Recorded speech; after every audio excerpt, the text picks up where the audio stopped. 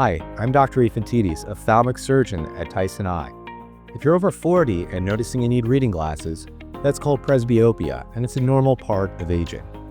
A long-term solution we offer at Tyson Eye is what's called Refractive Lens Exchange, or RLE.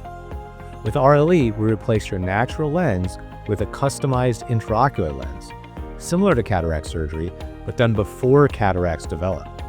It's designed to correct nearsightedness, farsightedness, astigmatism, and presbyopia.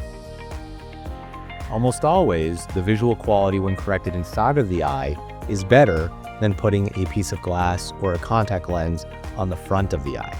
This is especially true with large prescriptions. RLE is intended to reduce dependence on glasses and contacts. And you'll never need cataract surgery in the future once you undergo RLE. At Tyson Eye, we personalize every procedure using advanced diagnostics and premium lens options to fit your lifestyle.